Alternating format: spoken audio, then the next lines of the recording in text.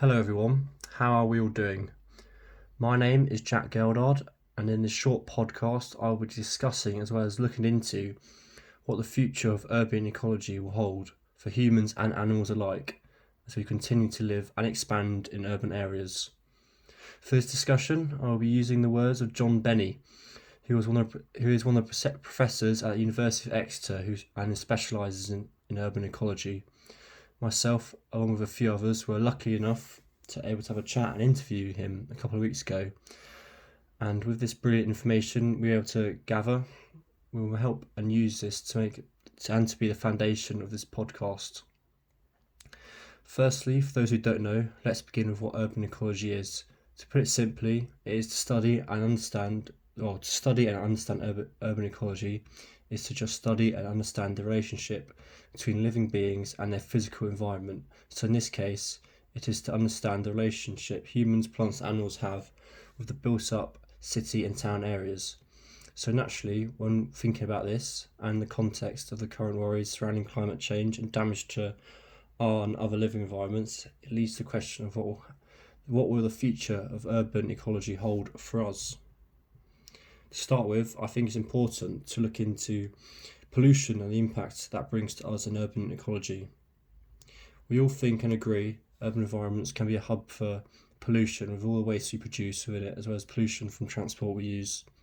Pollution can also come in forms such as light pollution, with our streets and home lights having big impacts on our urban environment, as it negatively impacts urban wildlife for obvious reasons.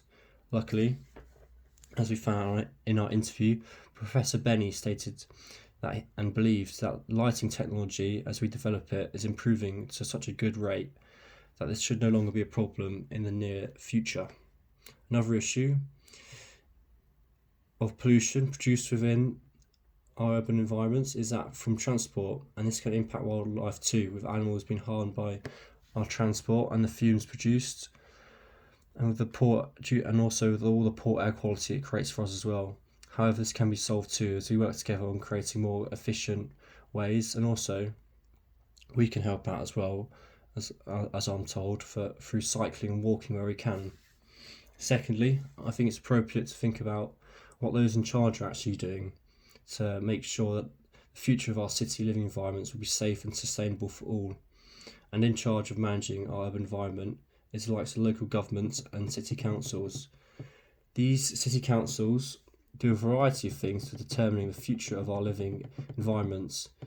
In my discussions with Professor Benny, he talks about how city councils tend to put some degree of care into creating a sustainable ecosystem and green areas, such as Sheffield City Council, who've done a good job. Furthermore, authorities surround themselves with various experts which help them make sure they make the best decisions when it comes to urban ecology. Of course, it does not mean that they do not make mistakes or neglect certain areas.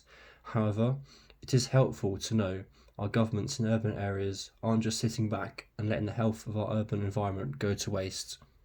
However, he did say that councils can be guilty of neglecting the management of green spaces too within our urban environment, as well as neglecting other key areas such as biodiversity of certain such places.